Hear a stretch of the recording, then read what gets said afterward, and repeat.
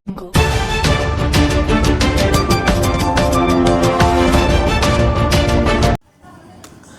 एक अहम खबर, वज़ीर आला ममता बनर्जी ने एक बार फिर से वोटिंग मशीन को लेकर सवाल खड़े करते हुए उसे रद्द किए जाने की मांग करी। तृणमूल सुप्रीमो नॉर्थ 24 परगना के कचड़ापाड़ा के अवामी जलसे को खिताब के दौरान बीजेपी को टारगेट बनाते हुए कहा कि मशीन के सहारे सीटें जीतने का मतलब ये नहीं होता है कि बंगालियों और अक़लियतों पर जुल्म किया जाए, जो मैं कभी भी बर्दाश्त नहीं करूंगी। साथ ही वज़ीर आला ने मगरबी बंगाल की सरकारी ज़बान को इज़्ज़त दिए जाने की मांग करते हुए कहा कि यहाँ पर रहने वालों को बंगला को अहमियत देनी होगी। मैं जब भी बाहर उत्तर प्रदेश और दीगर जगह जाती हूँ हिंदी बोलती हूँ ताकि हिंदी को एहतराम दिया जा सके।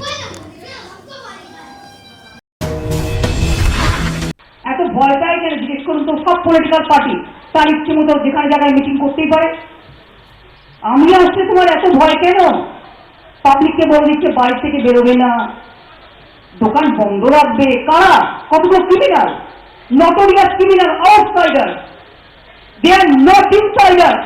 যে ছেলেটা দাঁড়িয়ে বিবৃতি দিচ্ছিল এনআরএসে, খোঁজ নিন তো ছেলেটা কোথায় চাকরি করে। সল্ট লেকে, নাম কি ঠিক না?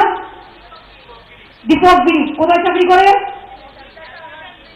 ক্যালকাটা হার্ট রিসার্চ সেন্টার, 10 বছর চাকরি করে। সে নার্সের জুনিয়র ডাক্তার কি করে হলো? আমি বললাম অনেক বহিরাগত আছে, সবাই তো বহিরাগত নয়, যারা ইনসাইডার আউটসাইডার ছিল তো। আমি তো আপনার যুক্তি দিয়ে বলে দিলাম, নাম বলে দিলাম। কোথায় বাংলাটাকে এগিয়ে নিয়ে আসতে হবে। সব রাজ্যের ভাই বোনেদেরই আমরা ভালোবাসি, কিন্তু মনে রাখবেন আমি বিহারে গেলে আমি হিন্দি ভাষায় কথা বলি, তার কারণ রাজ্যের ভাষাটা হিন্দি। আমি উত্তরপ্রদেশে গেলে হিন্দি ভাষায় কথা বলি, রাজ্যটা ইউপি।